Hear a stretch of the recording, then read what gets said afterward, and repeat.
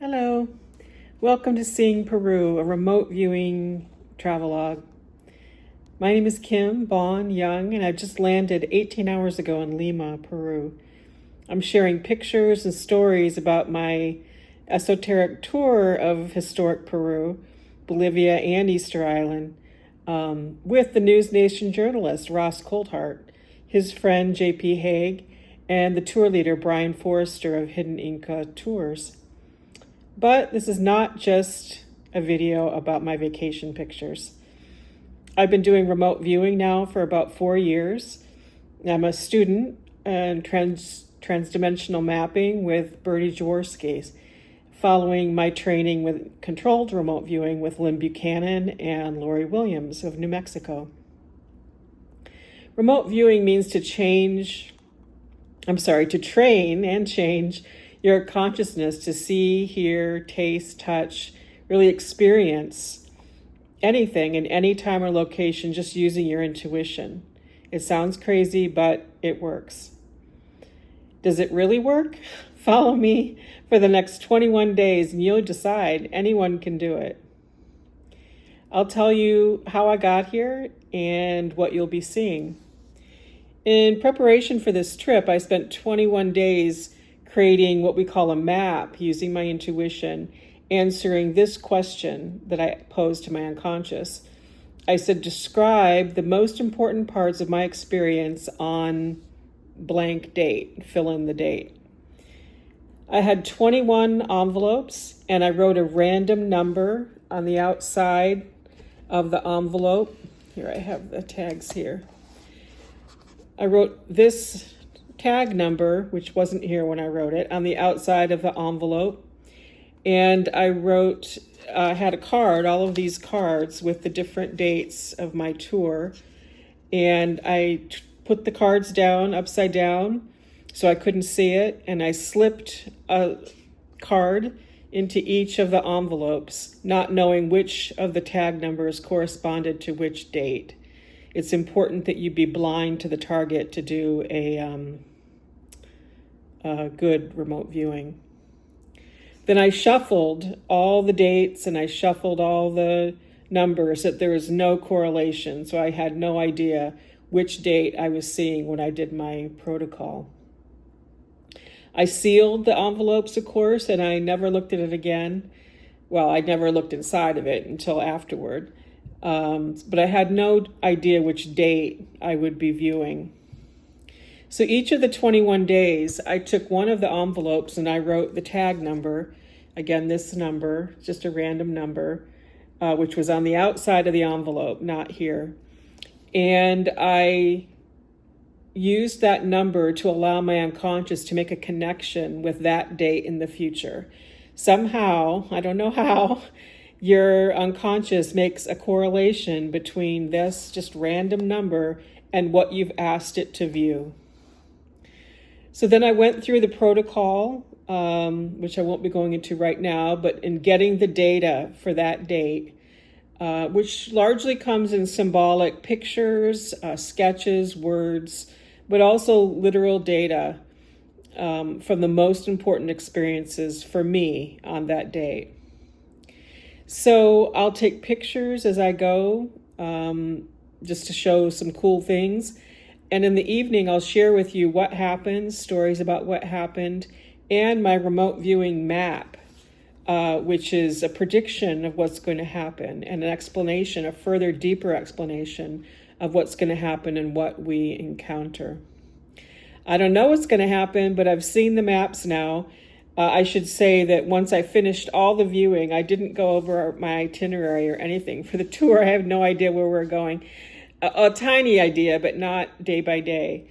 And then at the end of all my viewing, I took out the slips. I wrote the corresponding tag number that was on the outside of the envelope, got rid of the envelopes, wrote it on here, and then I put them in the order of the dates, put my maps in the order of the actual dates.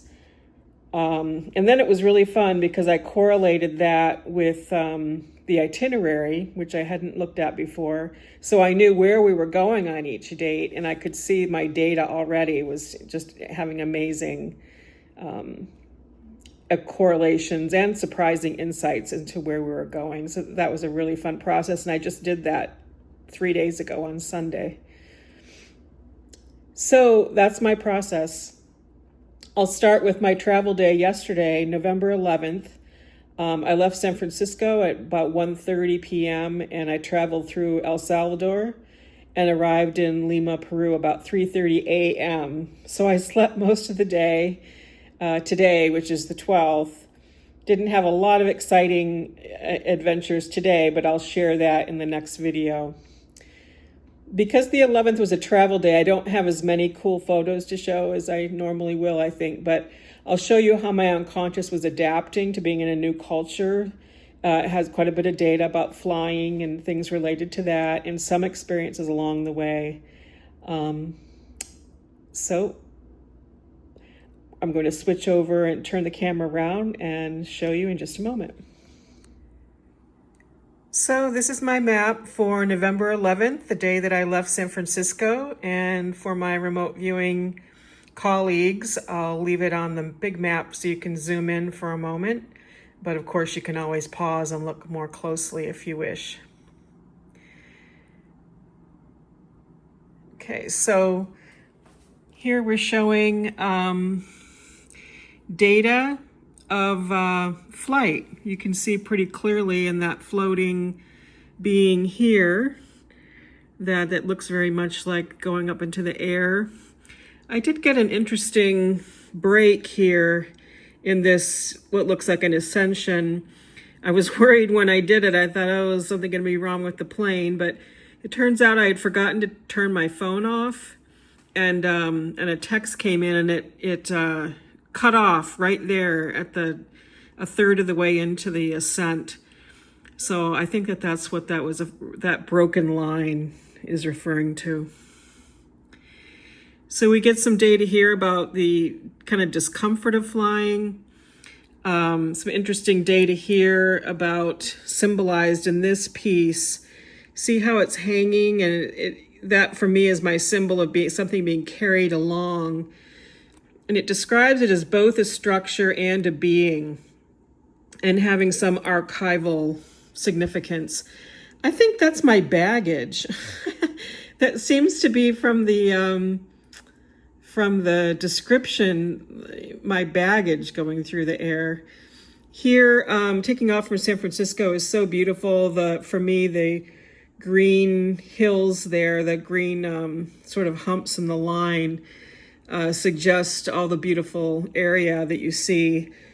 And then I didn't understand it at the time, but this kind of blue-green section here, I think is San Francisco Bay, because my data talks about driving around it. And I'm going to show you here some photos of that I took of going around the bay. That one in particular, I thought, oh, that's in my map. Yeah.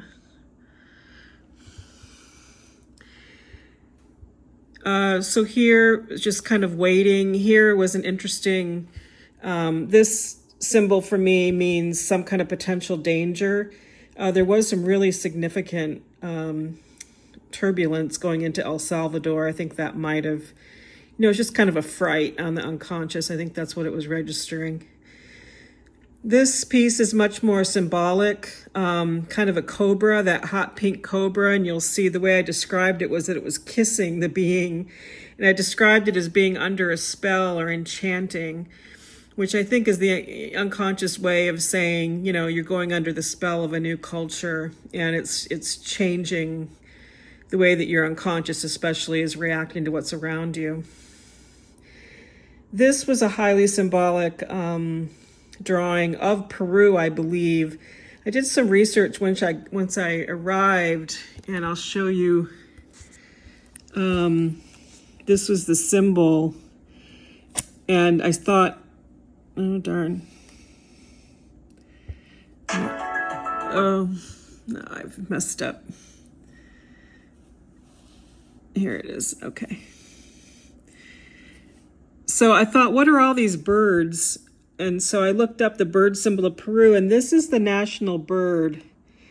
And I think that shows some correlation with that drawing, and it shows a lot of correlation with some maps coming up. It shows up in different colors.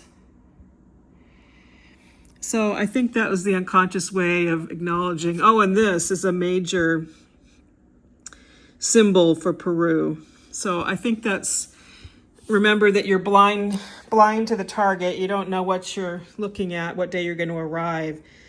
So I think this kind of sums up that experience of arriving in a new culture. This section, I often draw faces of people literally there. In this case, this seemed to be more representation of the country. There was I described this guy as being very skeptical. He reminds me of the immigration officer when I came in, although he wasn't dressed like that, but obviously that's symbolic of the culture. I think that's what that was about. This piece, my remote viewing friends will have to help me. This seemed like, the unconscious, these what seemed like a yin-yang symbol was the unconscious adapting, like some kind of seed starting to go around at a beginning of a new way of thinking or a new way of being that I can't quite put my finger on right now. But I imagine during the course of the tour, that's going to become more clear about what's starting. There's some kind of process starting.